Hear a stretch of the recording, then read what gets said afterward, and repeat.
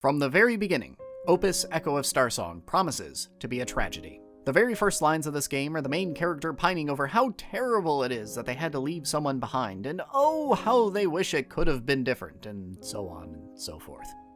Oh, what's that? The person he left behind's the female lead? Oh yeah, okay, I see where we're going here. This one's set up to be a tearjerker.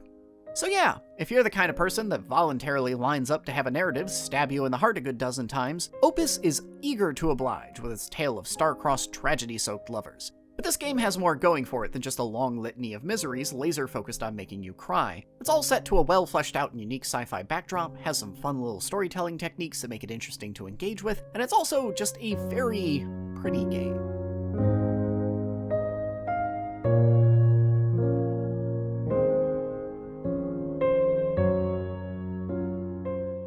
As always, I'm Alex, and this is First 5, where I ask if games are worth your time, not your money. I played a game for 5 hours, and I'm gonna tell you if those were 5 hours well spent. And today, we're watching sad anime kids go prospecting for space oil in Opus Echo of Starsong.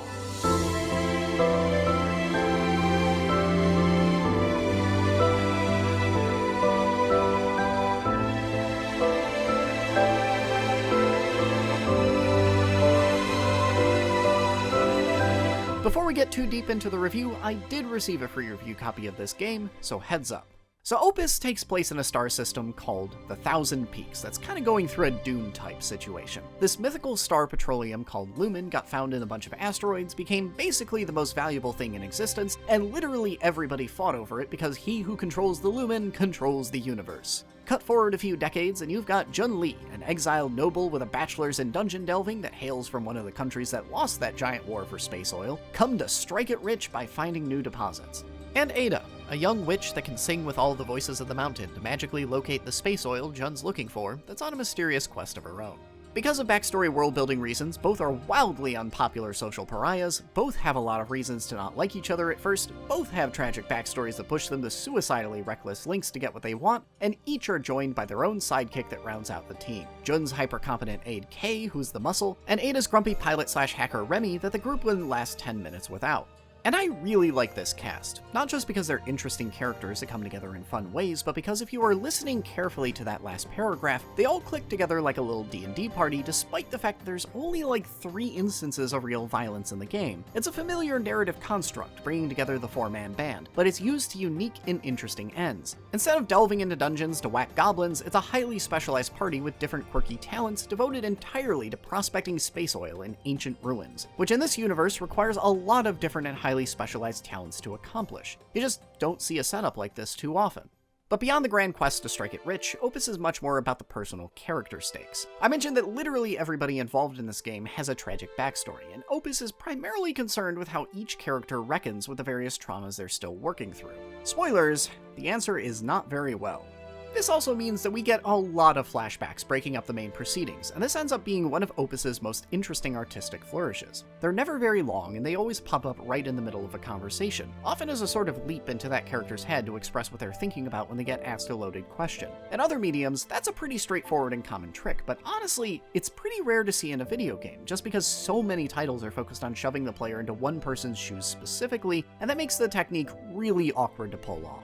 Here, however, where the focus is pulled back, such narrative head-hopping gets used to great effect. Opus plays with the technique in a few common but entertaining ways, you start getting effective callbacks to earlier scenes in the game, and overall, it does a good job putting you in a character's headspace with only a few lines.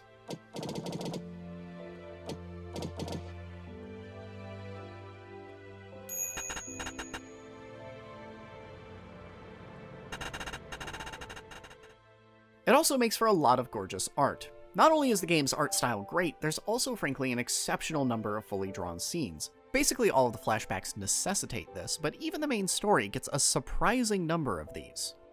Folks, if you get nothing else from this video, please just appreciate the amount of care that went into this. These things aren't cheap, and most visual novels would be happy to fit half as many of these into a game with a similar runtime. And that's before we even get into the astronomical pile of unique environmental art. There are dozens of places you literally spend 2 minutes at that all have their own lovingly painted art. They really went the extra mile with this game's visual presentation. There's also been a lot of care put into the audio side of this game.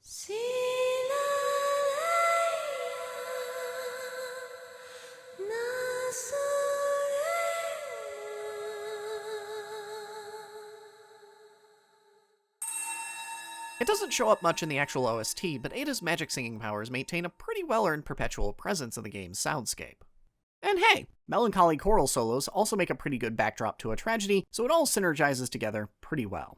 Speaking of synergy, we should get around to talking about the actual gameplay. I've been dancing around it because there's just not a whole ton to talk about. Just a handful of busywork gameplay systems, really. Mostly there are just little exploration segments that play out like a super simple adventure game, and these little 5-second bits where you have to hunt down the right orb that sings at you with a lot of different voices.